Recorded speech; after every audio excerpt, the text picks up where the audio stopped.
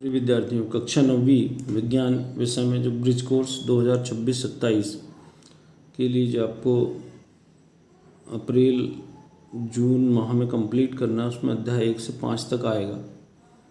तो उस bridge course में सबसे पहला जो है वो है प्रथम सप्ताह में सजीव और निर्जीव वस्तुएं। तो सजीव वस्तुएं किसे कहते हैं और निर्जीव, तो सजीव वस्तुओं में कौन कौन से गुण होते हैं। जैसे सजीव वस्तुएं सांस लेती है, निर्जीव सांस नहीं लेती है। इस प्रकार से कौन कौन से उनमें गुण पाए जाते हैं, इनके बारे में पढ़ना है। और जो गतिविधि दी गई है कि जैसे सजीव वस्तुओं के नाम लिखना और कौन कौन सी निर्जीव वस्तुएं हैं इनको देखना। इसी प्रकार जो गतिविधि दी गई है इसमें इन गतिविधियों को देखना है और इसको हल करना है। इस पर आधारित एक कार्यपत्र जिसमें खाली स्थान भरने की, जैसे पेड़ सजीव है या निर्जीव है, इसके बारे में बताना है। पत्थर सजीव है निर्जीव है। इसी प्रकार बहुत्तरी प्रश्न है कि सजीव क्या करते हैं, हिलते हैं, बढ़ते हैं, सांस लेते हैं, समस्त विकल्प सही। तो इसमें से सब समस्त विकल्प सही है, तो इस प्रकार से जो भी सही है वो लिखना है। फिर अगला आता है पोषण। तो पोषण मतलब शरीर के लिए जो आवश्यक तत्व होते हैं, भोजन के वे घटक जो हमारे शरीर के लिए आवश्यक होते हैं उन्हें पोषण तत्व कहा जाता है। तो पोषण के कार्य क्या क्या हैं, फिर पोषण किस प्रकार का होता है, कौन कौन से प्रकार का होता है। जैसे एक स्वपोषण होता है और दूसरा विषम पोषण। तो स्वपोषण मतलब वह विधि जिसमें जीव स्वयं अपना भोजन संश्लेषित करते हैं, और विषम पोषण मतलब वह विधि जिसमें जीव अपना भोजन स्वयं संश्लेषित नहीं करते। तो जो भोजन अपना स्वयं संश्लेषित करते हैं, जैसे पेड़, तो पेड़ क्या करते हैं, जैसे प्रकाश संश्लेषण की क्रिया द्वारा अपना भोजन वो स्वयं संश्लेषित करते हैं। तो पेड़ों में जो पाए जाने वाले श्वसन को कहलाता है स्वपोषण। अब इस प्रकाश संश्लेषण क्रिया कैसे होती है, तो भोजन संश्लेषण की जो प्रकाश की उपस्थिति में क्रिया संपन्न होती है वो प्रकाश संश्लेषण क्रिया कहलाती है। इसके बाद आता है संतुलित आहार। तो हमारे भोजन में कौन कौन से ऐसे तत्व होना चाहिए जो हमारे शरीर के लिए आवश्यक है, उचित मात्रा में सभी होना चाहिए। तो उन तत्वों को जब भोजन में सभी होते हैं तो वो संतुलित आहार कहलाता है। संतुलित आहार में जैसे वसा होना चाहिए, कार्बोहाइड्रेट होना चाहिए, विटामिन, प्रोटीन और खनिज, ये सभी। तो एक संतुलित थाली जैसे चित्र दिया गया है। फिर यहाँ तालिका दी गई है, इसमें बताना है कि भोजन में से कौन से ऊर्जा प्रदायी भोजन है, कौन सा शरीर वर्धक भोजन है, कौन सा सुरक्षात्मक है, और शरीर के लिए हानिकारक भोजन कौन सा होता है, तो इनके बारे में लिखना है। फिर गतिविधि दी गई है, गतिविधि को पढ़कर समझकर और उसके आधार पर करना है। फिर कार्यपत्रक है, इसमें सही उत्तर क्या है इसके ये लिखना है। फिर रिक्त स्थान है। इसके बाद हम आगे जाएँ तो अगला आता है द्वितीय सप्ताह में आता है हमारे आसपास के पदार्थ। तो हमारे आसपास जो पदार्थ होते हैं, तो संसार में प्रत्येक वस्तु जिस सामग्री से बनी है उसे पदार्थ कहा जाता है। तो पदार्थों में जैसे सबसे छोटे जो इकाई उसकी कण है, सूक्ष्म इकाइयाँ जो कण कहलाती है। कण के बाद तत्व। तत्व किसे कहते हैं, तो ऐसे सभी सरलतम पदार्थ जिन्हें विभाजित नहीं किया जा सकता उन्हें तत्व कहा जाता है। फिर अगला आता है परमाणु। तो परमाणु किसी तत्व का सबसे छोटा भाग परमाणु कहलाता है और इसे विभाजित नहीं किया जा सकता। जैसे हाइड्रोजन, कार्बन, नाइट्रोजन। एटम को कैन नॉट कट, रदरफोर्ड ने कहा था कि एटम कैन नॉट कट। फिर इसमें आता है कि अणु, परमाणुओं के समूह को अणु कहते हैं। परमाणुओं के समूह को अणु कहा जाता है। फिर यौगिक, जब दो या दो से अधिक तत्व निश्चित अनुपात में संयोग करते हैं तो वह यौगिक का निर्माण करते हैं। मिश्रण, तो मिश्रण दो या दो से अधिक पदार्थ किसी भी अनुपात में मिलते हैं। जब अनुपात निश्चित नहीं होता तो मिश्रण कहलाने लगता है। इसके बाद आता है पृथक्करण। पृथक्करण करने के लिए कौन कौन सी विधियाँ होती है, जैसे मथना है, उड़ाना है, वाष्पन, अवसादन, निस्तारण, निःसंदन, मथना, चुंबकीय पृथक्करण। तो अलग अलग पदार्थों को उसको अलग अलग करने के लिए अलग अलग प्रकार की विधियों का उपयोग किया जाता है। जैसे यहाँ क्रियाकलाप दूध से दही मथने से निकाला जाता है, गेहूं से भूसा उड़ाकर निकाला जाता है, गेहूं चना छान कर निकाला जाता है। इसके बाद अगला पॉइंट आता है विलयन। तो दो या दो से अधिक पदार्थों का समांगी मिश्रण विलयन कहलाता है। तो जैसे पानी और नमक एक समांगी है, पर समांगी विलयन पानी और बालू या पानी और रेत इसको मिलाया जाती है समांगी, क्योंकि रेत किसी भाग में ज़्यादा होगी और कहीं कहीं पर वो कम होगी।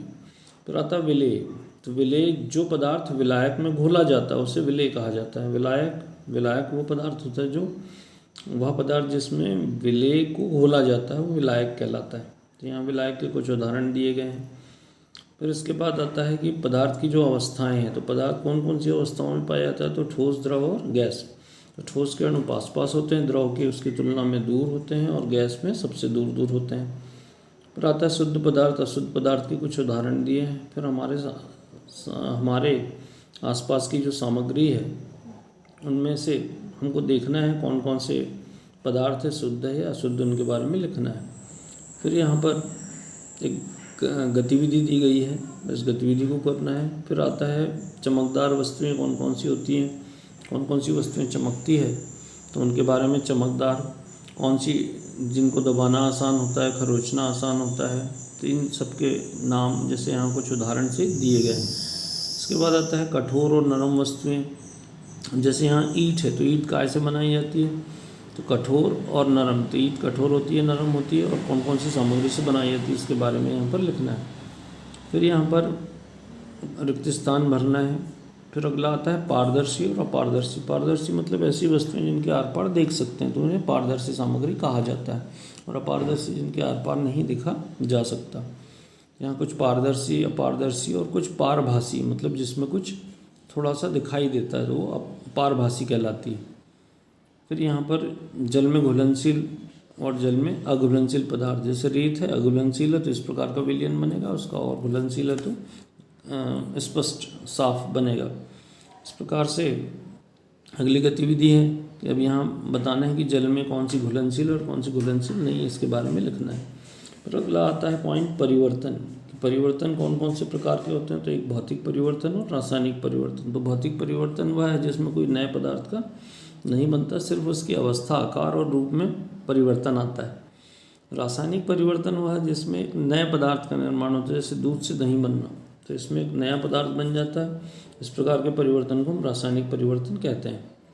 पृथक्करण की विधियाँ हैं, तो पृथक्करण की विधियाँ जैसे गेहूँ से भूसा निकालना है, तो हम विधि का यहाँ नाम लिखना है कि कौन सी विधि से हम इसको अलग करेंगे। तो हम ऊपर जो उदाहरण दिए गए उसके आधार पर हम देखेंगे कौन कौन सी विधियों का, इसमें विधियों का नाम लिखना है। फिर आता है समांगी और विषमांगी विलयन का चयन कर पृथक कीजिए। तो समांगी विलयन कौन सा है इसमें, जैसे पानी और नमक समांगी है या विषमांगी है, पानी और बालू समांगी या विषमांगी, इसको छाट कर लिखना है। फिर यहाँ विलायक और विलेय का चयन करना है। जैसे पानी और नमक, तो उसमें विलेय क्या है, नमक है, और विलायक क्या है, पानी है। जैसे पानी और बालू, इसमें विलेय कौन सा होगा और विलायक कौन सा, तालिका को पूर्ण करना है। फिर यहाँ रासायनिक परिवर्तन, भौतिक परिवर्तन, इसके बारे में लिखना है कौन सा परिवर्तन भौतिक है और कौन सा रासायनिक है। इसके आधार पर कुछ रिक्त स्थान दिए गए, इनको पूरा करना है। फिर भौतिक परिवर्तन और रासायनिक परिवर्तन की कुछ गतिविधियाँ दी गई है, इसको पढ़ना है। और इस प्रकार से हम देखेंगे कि जैसे कागज़ को काट लिया जाए, अलग अलग कर दिया जाए, फिर पुनः जोड़ते हैं, तो वापस वह जोड़ने पर पुनः फिर से वही कागज़ नहीं बन सकता। तो यहाँ कुछ किस प्रकार के परिवर्तन है इनके बारे में समझना है। जैसे पानी को बर्फ़ बनाया जाए और बर्फ़ को पुनः पानी मिला सकते हैं, तो ये भौतिक परिवर्तन। और रासायनिक परिवर्तन जिसमें जैसे किसी चीज़ को जला दिया जाए, जैसे मैग्नीशियम को जलाते हैं तो ये एक नया पदार्थ बन जाता है मैग्नीशियम ऑक्साइड, तो इसलिए ये रासायनिक परिवर्तन हुआ।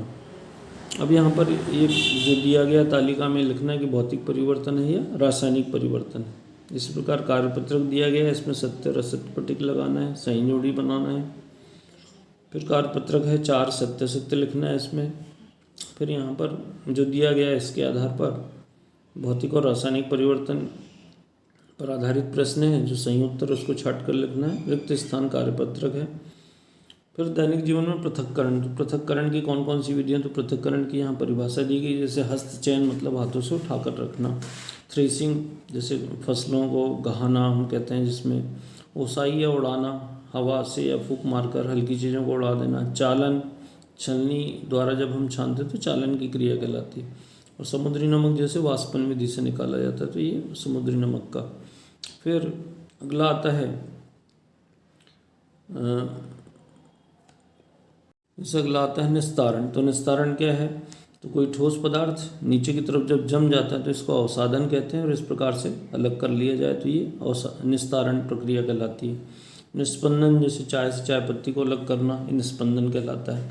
फिल्टर पेपर से भी हम आसानी से छान सकते हैं, तो इस प्रकार से निस्पंदन वाली प्रक्रिया कहलाती है। मथना जैसे दही से मक्खन निकालना, जहाँ पर चुंबकीय पदार्थ हो तो उसको हम अलग करने के लिए चुंबक की मदद से करेंगे तो वो चुंबकीय पृथक्करण कहलाएगा। इस प्रकार से यहाँ गतिविधियाँ दी गई है। इन गतिविधियों में किसको किस विधि से हम पृथक करेंगे इनके बारे में लिखना है। फिर यहाँ कुछ गतिविधि दी गई है, इसके बारे में वीडियो को आप रोक कर चाहो तो इसको अच्छे से पढ़कर समझ कर लें। फिर तीसरा सप्ताह आता है भौतिक राशियाँ। तो भौतिक राशियाँ वे राशियाँ या वे मात्राएँ जिन्हें मापा जा सकता है और उनका उपयोग भौतिक घटनाओं को समझने और वर्णन करने के लिए किया जाता है, तो उसे भौतिक राशियाँ कहते हैं। तो भौतिक राशियों में दो प्रकार की होती है, एक मूल भौतिक राशि और दूसरी व्युत्पन्न भौतिक राशि। तो मूल भौतिक राशि मतलब जिसमें वे राशियाँ जो स्वतंत्र होती है, जिन्हें अन्य राशियों के संदर्भ में परिभाषित नहीं किया जा सकता। मतलब जो मूल राशियाँ, जैसे लंबाई है तो लंबाई दूरी मापने के लिए होती है, द्रव्यमान पदार्थ की संहति निकालने के लिए, समय अवधि अंतराल निकालने के लिए, तापमान ठंडा किसी वस्तु को कितनी गर्म है ठंडी इसके लिए तो तापमान है। तो ये मूल इकाइयाँ कहलाती है। तापमान की इकाइयाँ जो होती तीन प्रकार की है, पहले डिग्री सेल्सियस, दूसरा फ़ारेनहाइट, तीसरा केल्विन।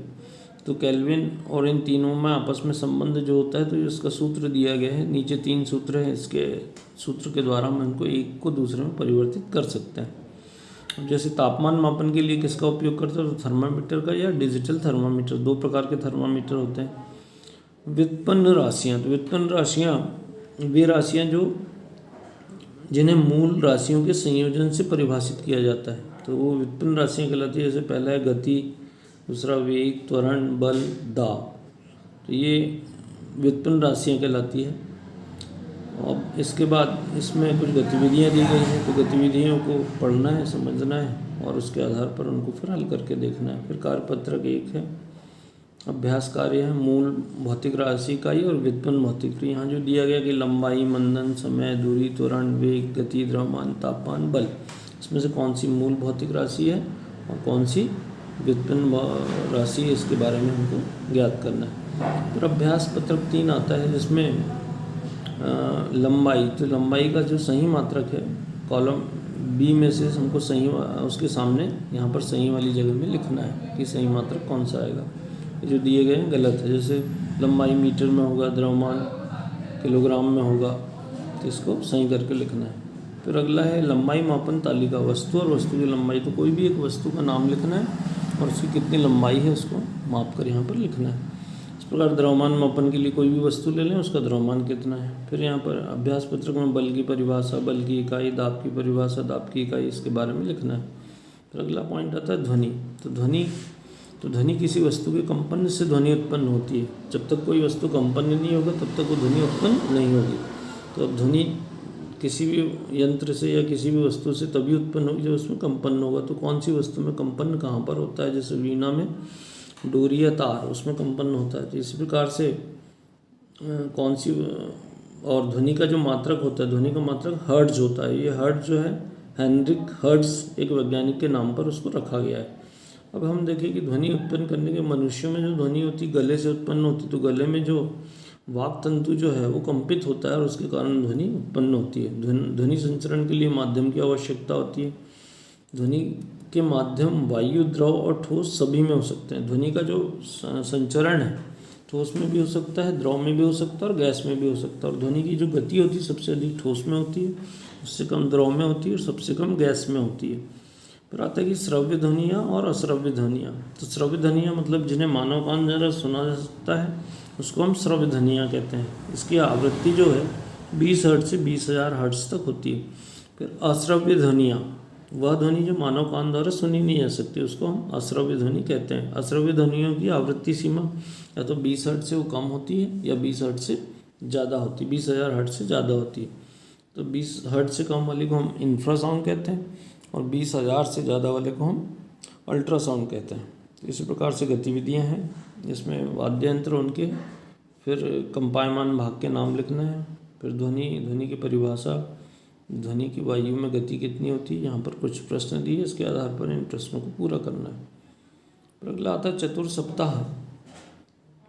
तो चतुर्थ सप्ताह में कोशिका के बारे में है। तो कोशिका की खोज किसने की थी, तो रॉबर्ट हुक ने की थी। कोशिका मतलब सजीव की शरीर की सबसे छोटी इकाई कोशिका कहलाती है। कोशिका की संरचना, कोशिका में कौन कौन से भाग होते हैं। कोशिका में एक केंद्रक होता है। कोशिका झिल्ली के अंदर कुछ पदार्थ पाए जाते हैं जिसे जीवद्रव कहा जाता है। फिर जीवद्रव के अंदर कौन कौन सी चीज़ें होती है, तो केंद्रक द्रव्य और कोशिका द्रव्य। फिर जैसे जीवद्रव, कोशिका द्रव्य, ये कोशिका का चित्र दिया गया है, इसमें इसके भावों के नाम दिए गए। इसी प्रकार हम देखें कोशिका द्रव्य में पाए जाने वाले कोशिकांग एवं कार्य। तो कोशिकांग ये कौन कौन से कोशिका के अंग होते हैं अंदर के, जैसे माइटोकॉन्ड्रिया, तो इसको कोशिका का पावर हाउस कहा जाता है। राइबोसोम्स प्रोटीन की फैक्ट्री कही जाती है। हरित लवक कोशिका की रसोई कहा जाता है। लाइसोसोम्स आत्महत्या की थैली कहा जाता है। रिक्तिका कोशिका का नियंत्रण। फिर केंद्रक जो होता है, केंद्रक के बारे में, केंद्रक किस प्रकार का होता है, जैसे सुविकसित है या अल्प विकसित है। तो जिसमें सुविकसित केंद्रक होता है उसे यूकेरियोटिक कोशिका कहते हैं, और जिसमें ये पूर्णतः विकसित नहीं होता उसको प्रोकैरियोटिक कहते हैं। तो यहाँ पर चित्र दिए गए हैं कोशिका के, जंतु कोशिका और पादप कोशिका, तो दोनों के चित्र दिए गए हैं, इसमें हम इसको समझें। तो इसमें इसके बाद आता है कि कोशिका की संख्या के आधार पर जीव, तो एक अकोशी, एक कोशी और बहुकोशी। तो अकोशी मतलब जिसमें कोशिका का कोई निश्चित आकार नहीं होता, तो ये 3 प्रकार के। फिर ये कार्यपत्र गतिविधि है 1, 2, 3, तीनों गतिविधि दी है। रिक्त स्थान है, इनको पढ़ना है, इसमें उत्तर लिखना है। फिर सत्य। फिर आता है कोशिकाओं के समूह को कहते हैं ऊतक। तो ऊतक जो होता है, ऊतक कितने प्रकार के, जैसे पादप ऊतक और जंतु ऊतक। तो ये दोनों जो ऊतक हैं, ऊतकों की परिभाषा दी गई है। फिर जंतु ऊतक कौन कौन से होते हैं, तो एपिथेलियम ऊतक है, संयोजी ऊतक और पेशी ऊतक और तंत्रिका ऊतक जंतु ऊतकों के नाम हैं।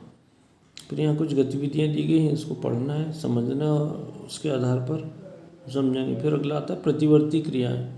तो वे क्रियाएं जो अतिशीघ्र संपन्न होती है उन्हें प्रतिवर्ती क्रिया कहते हैं। जैसे इनका भोजन नियंत्रण मेरुरज्जु करता है, तो ये प्रतिवर्ती क्रिया के बारे में है। फिर यहाँ कार्यपत्रक, अभ्यास कार्यपत्रक सत्य लिखना है। इसी प्रकार 5वां सप्ताह आता है जिसमें अम्ल और क्षार के बारे में है। तो अम्ल जो वे सभी पदार्थ जो स्वाद में खट्टे होते हैं, नीले लिटमस को लाल कर देते हैं, धातु से क्रिया करके हाइड्रोजन गैस देते हैं, अम्ल कहलाते हैं। तो अम्ल के कुछ उदाहरण दिए गए हैं। फिर अम्ल और क्षार, जो क्षार होते हैं उनके बारे में है जानकारी। जैसे अम्ल का नाम एसिटिक अम्ल किस में पाया जाता है, तो सिरका में। क्षारक का नाम कैल्शियम हाइड्रोक्साइड एकाई में पाया जाता है, चूने के पानी में पाया जाता है। तो यहाँ अम्लों के बारे में दिया गया इधर, और दूसरी तरफ क्षार के बारे में, और कौन सा कहाँ पाया जाता है इसके बारे में जानकारी दी गई। फिर अम्ल और क्षार जब मिलते हैं तो लवण और जल बनाते हैं, तो ये उदासीनीकरण प्रक्रिया कहलाती है। अब यहाँ पर अम्ल और क्षार की क्रिया जब होती है, अभिक्रिया करते तो हाइड्रोजन गैस निकलती है। जैसे सोडियम हाइड्रोक्साइड और जिंक, इनकी क्रिया करवाई जाए तो सोडियम और जिंक ये दोनों क्रिया कर लेंगे, और यहाँ पर उनके ऑक्साइड्स बन जाएंगे और हाइड्रोजन गैस निकलेगी। तो ये एक प्रकार की यहाँ क्रिया है। फिर अम्ल और क्षार का चयन करना है कि नींबू में जो रस होता है उसका स्वाद कैसा होता है, या किसका स्वाद किस प्रकार का होता है, और वो अम्लीय है या क्षारीय है, इसके बारे में यहाँ बताना है। फिर अम्ल और क्षार के जो गुण हैं उसको उनकी समझने के लिए एक पीएच स्केल बनाया जाता है। पीएच स्केल पर 0 से लेकर 14 तक के मान उसमें रहते हैं, और जिसमें जो सबसे अधिक अम्ल होगा तो वो अम्लीय प्रवृत्ति, जिसका पीएच मान 0 होगा। तो जिसमें पीएच मान 0 होता है वो सबसे अधिक अम्लीय प्रवृत्ति का होता है, और जिसमें 14 होता है वो सबसे ज़्यादा क्षारीय प्रवृत्ति का होता है। क्षारीय प्रवृत्ति, और जो 7 होता है जिसकी पीएच मान 7 होता है वो उदासीन होता है। इस प्रकार से अम्ल का पीएच मान कितना होगा या क्षार का पीएच मान कितना होता है, 0 से 7 के बीच में अम्लीय प्रवृत्ति होगी और 7 से 14 के बीच में क्षारीय प्रवृत्ति होगी। ये हमको याद रखना है। फिर इसके बाद चूने का पानी कैसे तैयार करते हैं, चूना पानी कैसे बनाया जाता है, इसके बारे में है। लिटमस आता है। हल्दी को एक स्वर्णिम मसाला क्यों कहा जाता है, तो ये स्वर्णिम मसाला क्यों कहा जाता है इसके बारे में जानकारी दी गई है। आयुर्वेद में चिकित्सा पद्धति में इसका उपयोग किया जाता है। यह हल्दी अनेक स्वास्थ्य लाभ प्रदान करने वाला माना जाता है, इसलिए उसको स्वर्णिम मसाला कहा जाता है। फिर सूचक आते हैं, तो जो अम्ल और क्षार के बारे में बता दे तो सूचक कहलाते हैं। तो इसमें लिटमस पेपर जो होता है लाल और नीला, तो इसके अलावा और भी जो प्राकृतिक सूचक होते हैं कुछ, तो जो अम्ल और क्षार के बारे में बताते हैं। अब उदासीन विलयन क्या होगा? ऐसा विलयन जो लाल या नीले लिटमस के पत्र के रंग को नहीं बदलता, मतलब जो न तो अम्लीय होगा ना क्षारीय होगा, तो उसको हम क्या कहते हैं? उदासीन विलयन कहते हैं। फिर उदासीनीकरण जो प्रक्रिया है, उदासीनीकरण किसे कहा जाता है? तो ऐसी रासायनिक क्रिया जिसमें अम्ल और क्षार मिलकर लवण का निर्माण करते हैं, उसको हम उदासीनीकरण कहा जाता है। उदासीनीकरण जैसे HCl और NaOH दोनों मिलकर NaCl और H2O बनाते हैं, तो ये उदासीनीकरण की क्रिया कहलाती है। दैनिक जीवन में उदासीनीकरण हमको कई बार करना पड़ता है, जैसे हमारे पेट में एसिडिटी हो जाए, अमाशय में अम्ल की अधिकता हो जाने पर हम एसिडिटी बढ़ जाने पर हम क्या करते हैं? जब अम्लीयता बढ़ जाती है तो क्षार से उसको कम करते हैं। तो एक प्रति अम्ल हम लेते हैं, चींटी का डंक जैसे काट दे तो इसके हम क्या करते हैं? तो इसके बारे में फिर अभ्यास कार्यपत्रक है, इनके बारे में पढ़ना है, और जो जो इसमें गतिविधियाँ दी गई है इसको कर कंप्लीट करके लिखना है। तो यह अध्याय 5 तक का जो है, फिर इसमें आता है कि कुछ सुचालक और कुचालक के बारे में, कि जिसमें से विद्युत प्रवाह होता है वो सुचालक कहलाती है, और जिसमें से विद्युत प्रवाह नहीं होता वो कहलाती है कुचालक कहलाती है। धातुओं के बारे में, यहाँ धातुएं कठोर होती है, लेकिन सोडियम और पोटेशियम में 2 नरम धातुएं होती है। सामान्यतः धातु जो होती है सामान्यतः ठोस होती है, पर मरकरी एक ऐसी धातु है जो द्रव अवस्था में पाई जाती है। तो धातुएं सामान्यतः कठोर होती है, पर नरम धातुएं कौन सी? सोडियम और पोटेशियम। इसी प्रकार सामान्यतः धातुएं जो होती है ठोस अवस्था में होती है, पर यहाँ द्रव अवस्था में कौन सा पाया जाता है? मरकरी या पारा, एकमात्र ये है। फिर इसके आधार पर बहुविकल्पी प्रश्न है, कार्यपत्रक दिया गया है, और इन कार्यपत्रकों को पूरा करना है। तो ये अध्याय 5 या कहना चाहिए सप्ताह 5 सप्ताह तक का यहाँ तक आपको कंप्लीट करना है। ये जून माह तक का सिलेबस है। धन्यवाद।